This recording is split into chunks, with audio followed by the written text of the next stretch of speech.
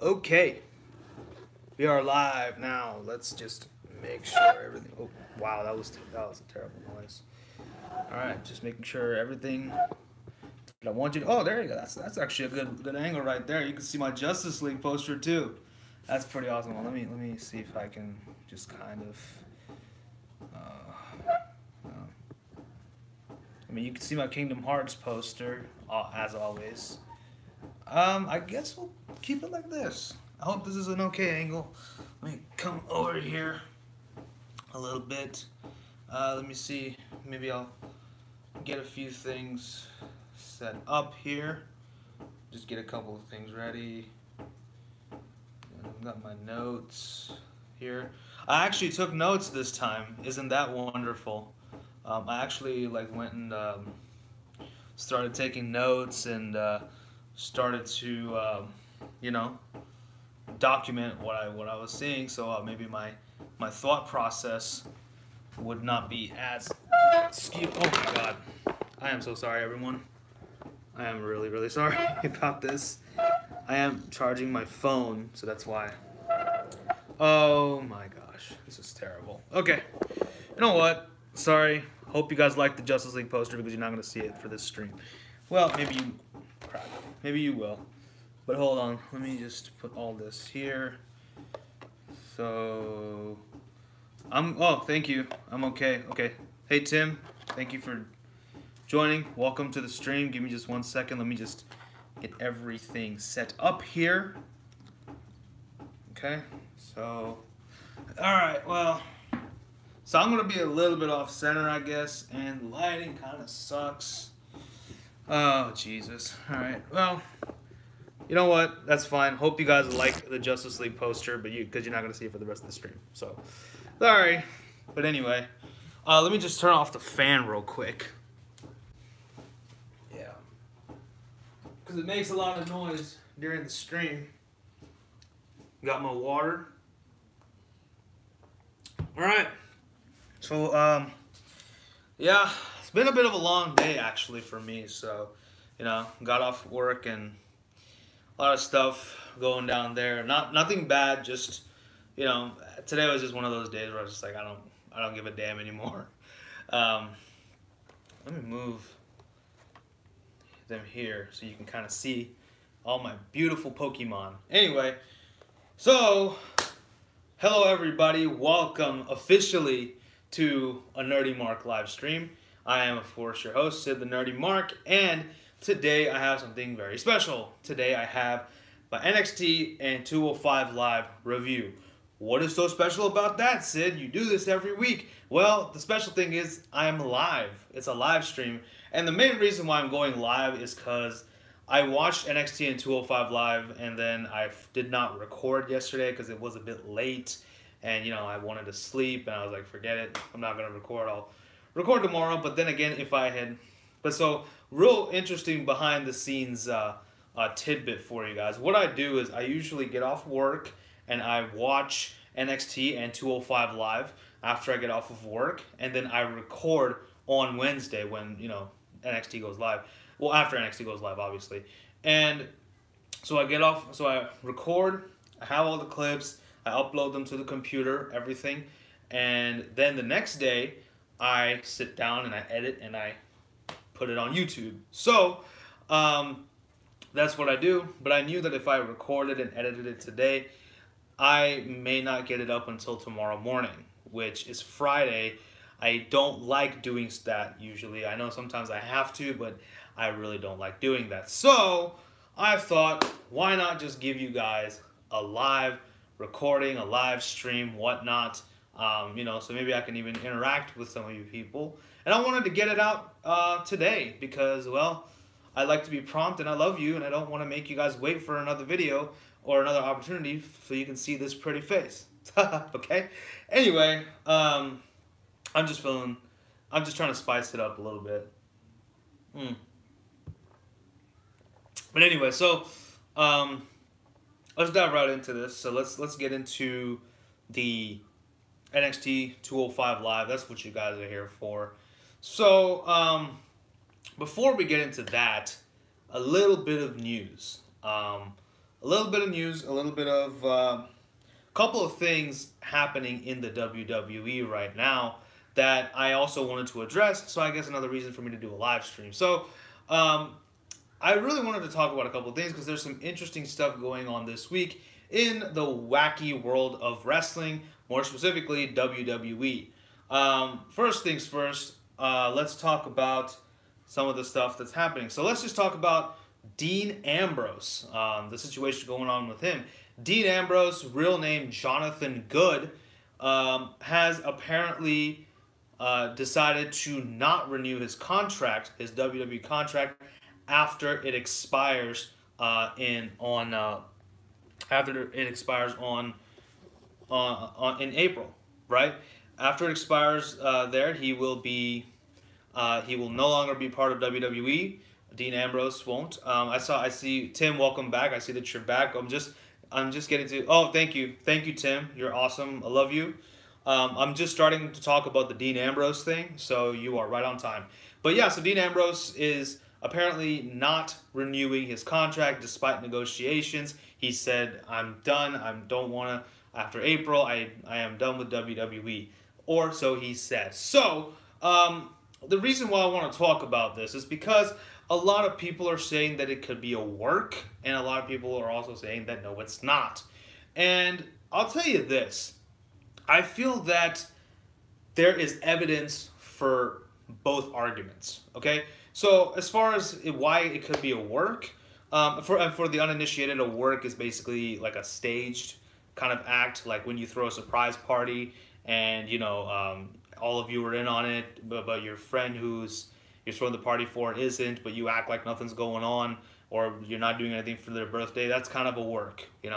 That's the best way I can explain it. If you have a better way of explaining it, go ahead, write it in the chat. Anyway,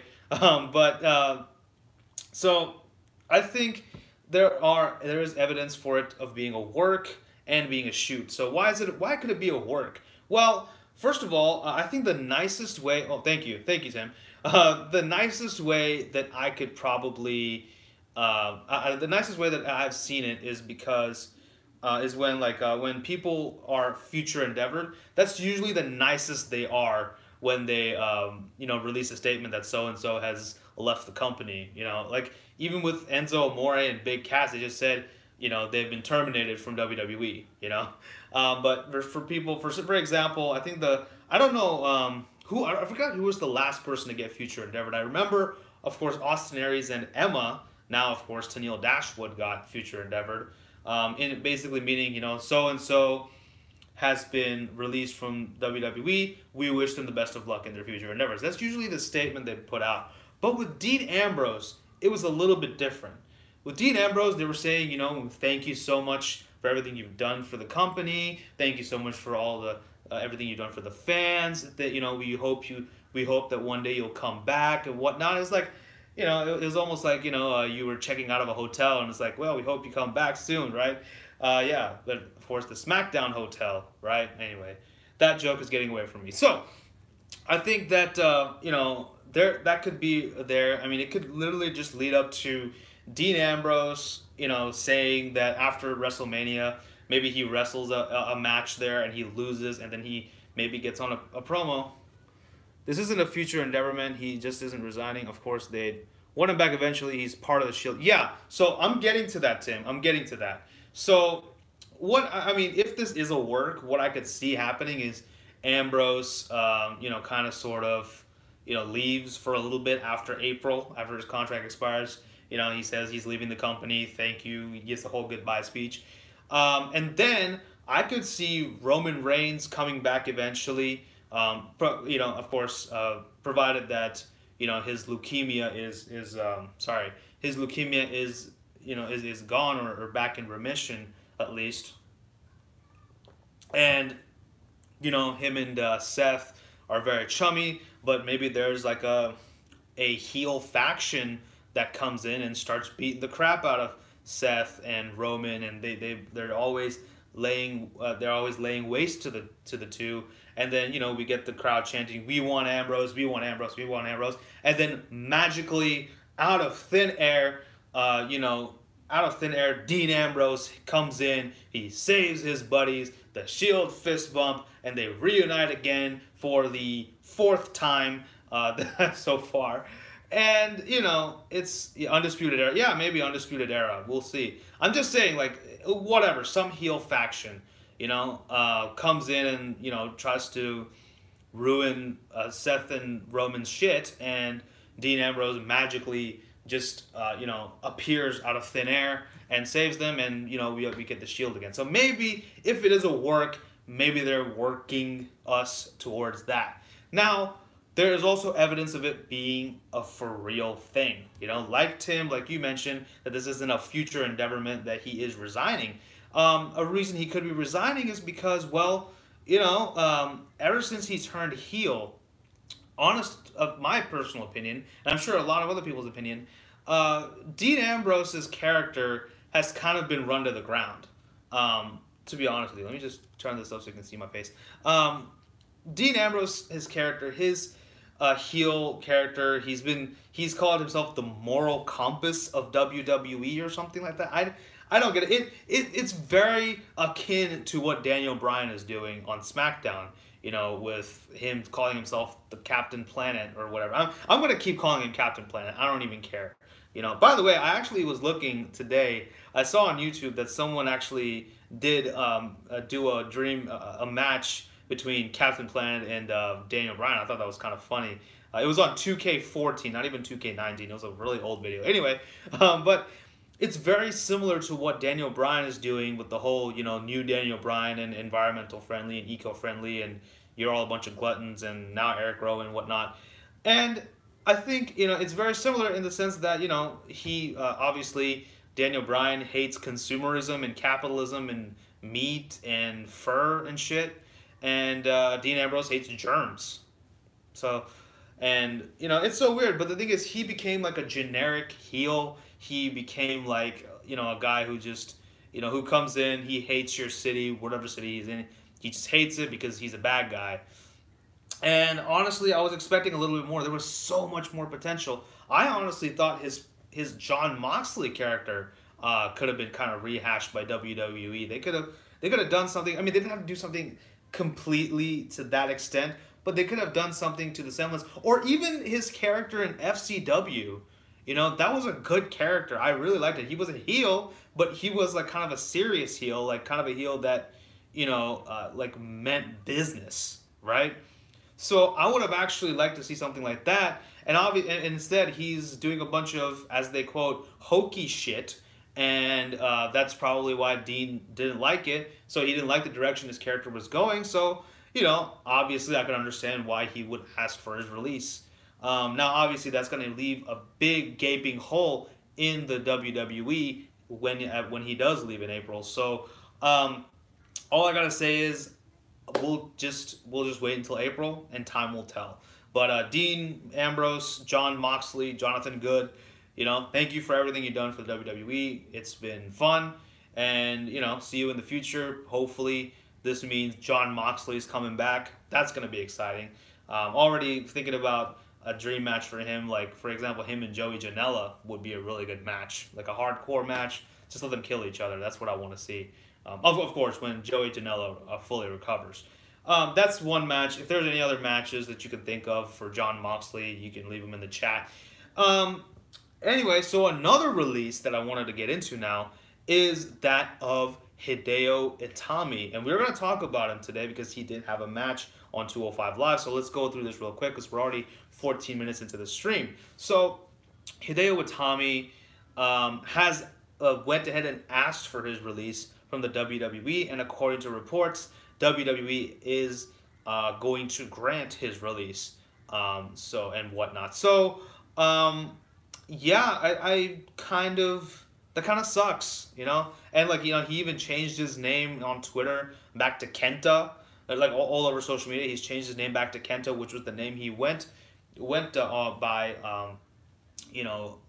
when he was in Noah, right? And I believe even in New Japan, right? I don't know if did he wrestle for New Japan, Tim? I don't know, but sorry, wrestling noob, stop watching wrestling. What's wrong with you? Don't get off the live stream. Yeah, I get it. Thank you.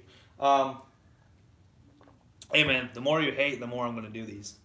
So anyway, so but yeah, I think Kenta, as he's called now. No, Noah. Okay, so only Noah. Okay, so yeah, I mentioned Noah, but anyway, so yeah, Kenta slash Hideo Itami has officially asked for his release. This kind of sucks too because I was actually really enjoying the Hideo Itami character on 205 Live. I was actually kind of enjoying it. I knew he was like this close to becoming the cruiserweight champion, and I would have loved to see him with the title.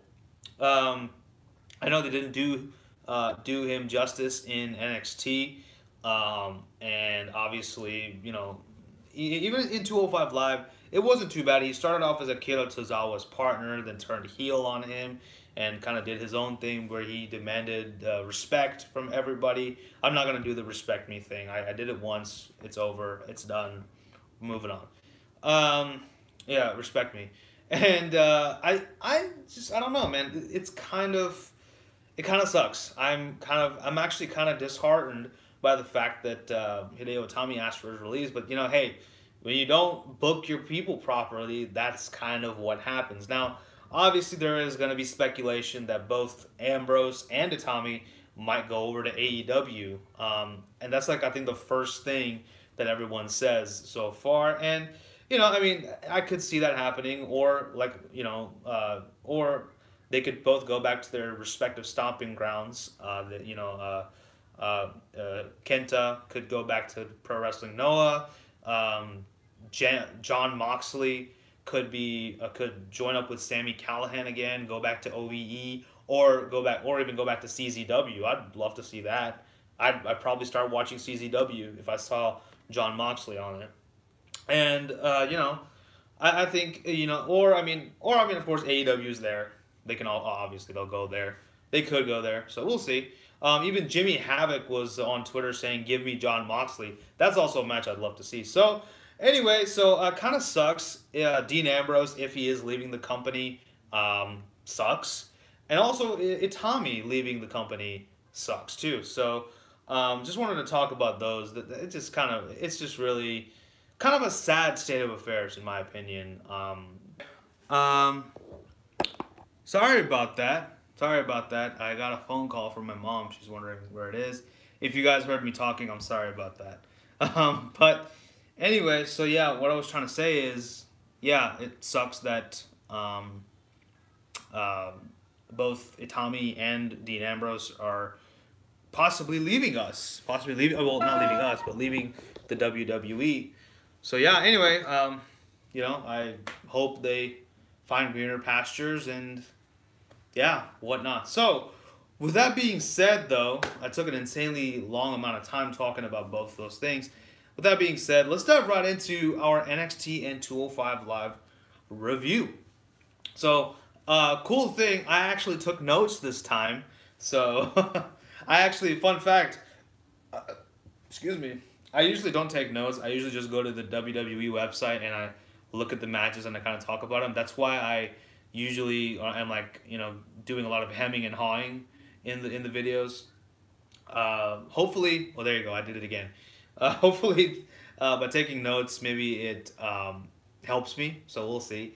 But since NXT, it was Takeover Phoenix Fallout. Most of it was just like promo packages for all the different matches in NXT Takeover Phoenix, which by the way was a fantastic show. And if you want to hear my thoughts about it, you should go to File Originals YouTube channel and check it out there. Myself and my buddy Tim, we were both on that discussion panel and we had a lot of fun. But go check it out. But fantastic pay-per-view throughout. My favorite match was Johnny Gargano versus Ricochet for the North American title.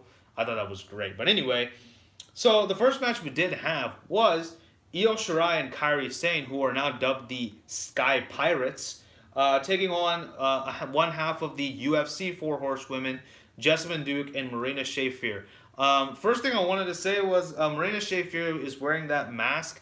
It is very distracting. I hope she gets a different color mask. Like, she wears camo. I don't mind seeing a mask that's camo, or do what Cody Rhodes did and get a clear mask. I don't know. Anyway, but it was a decent match. We had some quick tags in the beginning. Really good ground and pound sequence between Jessamine Duke and Shirai, I believe, and that was good stuff. And Shirai and Sane pulling out all the stops, just really showing how amazing these two are in the ring, and it just makes me like them even more and more. One of the spots I want to talk about, Marina Shafir has Shirai in like a submission, and Shirai climbs up the turnbuckle and turns it into a Shiranui, which was awesome. I loved it. That was so cool. Then we had then of course the match didn't end with Kairi Sane hitting a pop up elbow drop and an insane elbow, and Kairi and Io get the win. So this was a great match, but I'm just wondering why Shafir and Duke are eating a bunch of losses. They're supposed to be like, the four horsewomen of UFC, and they're supposed to be like super badass and whatnot. But I don't know. They're eating a couple of losses, and I don't get it. I really don't understand it. And even if they are building up to the four horsewomen versus four horsewomen match, shouldn't you be making all your horsewomen look kind of strong? I don't know. So we'll see. But this was a good match though. I did like it. I thought Shirai and Sane, fantastic job. The Sky Pirates, as they're called. They're good, man. I love them. They're a very very cute tag team. I like them both. They're really cute tag team. But this was good stuff. But we had a bunch of promo packages, like I said, for Takeover Phoenix. But the next match, second and final match, was another tag team match, and it was the Street Profits versus the Forgotten Sons. Hey, I remembered them this time, and I wish this match went on first, because I would say that the previous match was a lot better. However, this match is kind of happening for a kind of a weak reason, I feel, because the Street Profits a couple of weeks ago had their little Street Talk TV show, whatever the hell that was, and they mentioned all the tag teams except for the Forgotten Sons, so that really pissed them off, and they went and attacked them, and I'm just like, okay, fine, that's kind of childish, but whatever.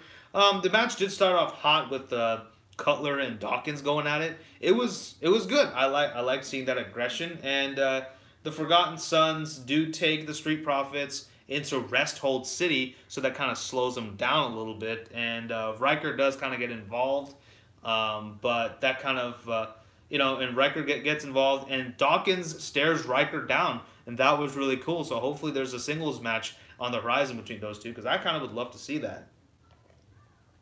But this did cause a distraction, and it allowed the Forgotten Sons to pick up the victory, so they are forgotten no more once again.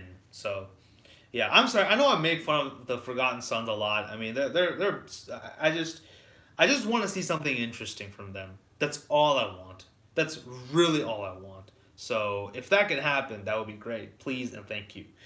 But those were the only two matches in 205 NXT. Both were good. I really enjoyed them. I did think that Shirai and Sane versus Duke and Shafir was match of the night for me for this week on NXT.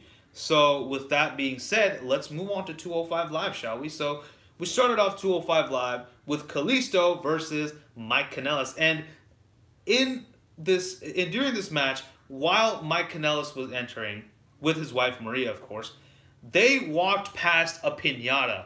That was a missed opportunity. One of the Kanellises should have kicked it just to show their disrespect. But it was a missed opportunity. They should have capitalized on it, but they didn't. That kind of sucks. But, all good. Pretty good match. Mike Kanellis actually shows a lot more aggression this time, which is pretty cool. I mean, they kind of had a, they kind of had a thing with Drake Maverick, and they kind of said that they've been on the 205 Live roster for about 5 weeks so far, and they've barely gotten any showing. They barely got a match, and now they're finally getting a match with Kalisto, who they've faced a million times already. Yeah, but it was still a decent match. It was not bad. Maria Kanellis is on commentary, and while it's good, it is kind of distracting from the match, in my opinion. Like even when someone like Carmella did commentary, it didn't really distract. Well, it kind of distracted from the match, but I still was interested in what was going on. You know, um, I think that Mike did get a submission onto Kalisto. That kind of slowed the match down a little bit, but there was even a spot where Kalisto attempted a suicide dive, and Kanellis moved out of the way, and Kalisto landed super hard on his neck. That looked painful. It looked like he was literally like this on the floor. That looked so painful. I was like, oh my goodness, this guy is a contortionist. And we do get Suplex City from Mike Kanellis because he hits a myriad of suplexes onto Kalisto. But finally, Kanellis did go for a big move, but Kalisto converted it into a small package and won the match for the Lucha House Party. So what is in store for Mike Kanellis and Maria Kanellis?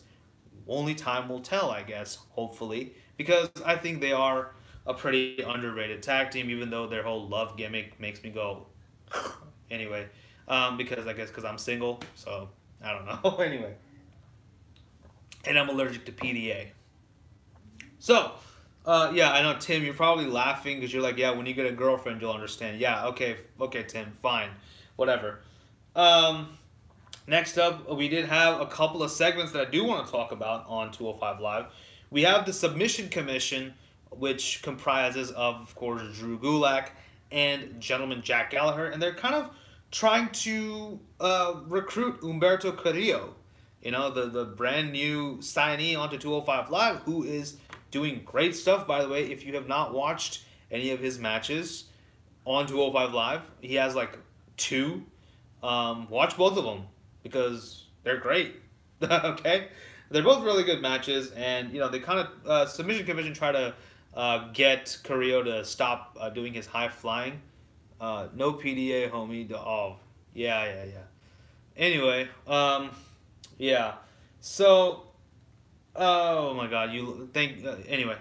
But yeah, that was good. It was a good promo by both of them. Let's see where this goes. I don't think Carrillo is gonna join, even though I think maybe that would give him a bit of a personality. I don't know. Though I think he is more poised to be a perpetual babyface. Just look at the guy, man. He's still a kid, you know. I don't personally see him as a heel just yet. I think down the line maybe, but for right now I'd keep him as a babyface. And then the next segment we have Tony Nese shirtless for some reason, as I mentioned for some whatever. Tony Nese and Noam Dar are brawling in the parking lot, because of which Nese is suspended. Later on, we do have Buddy Murphy, the Cruiserweight Champion, saying that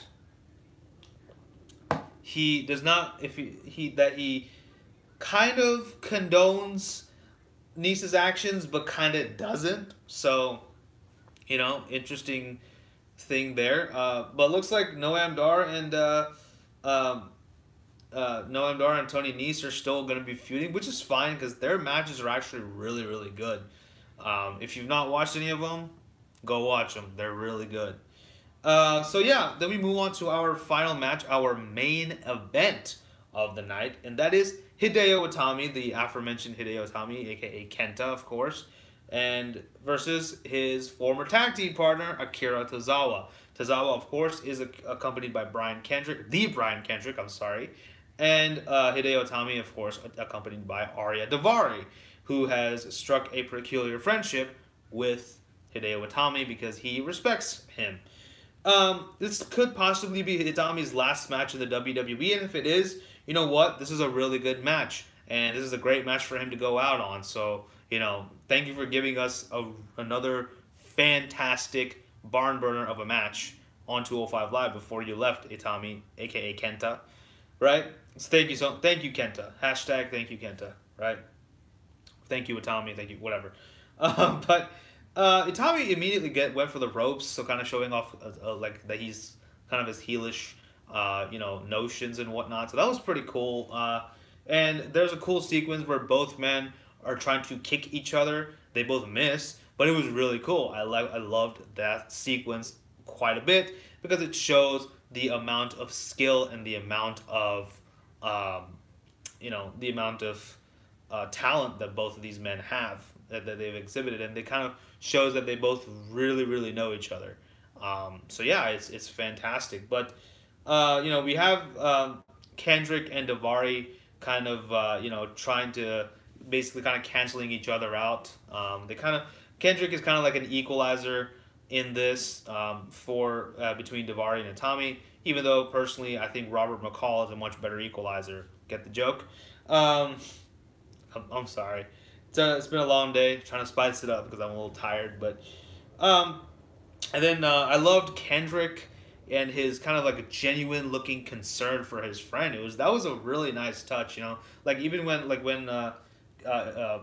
Tozawa was getting hurt, Kendrick would like cup his hands and go, like he was genuinely concerned for his friend. I was like, wow, that's pretty cool. It's very. I would have to say their relationship is very endearing. I find it very endearing. I find it very touching.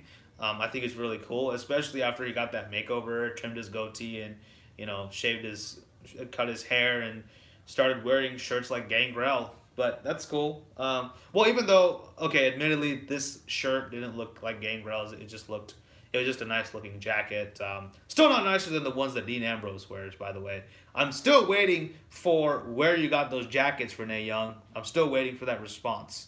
Anyway, so I said, oh yeah, Itami did go for a drop kick while Tozawa was on the ropes, but Tozawa quickly dodged and accidentally hit Davari. So, this definitely not going to factor in after this match. So, but Tozawa finally does overcome.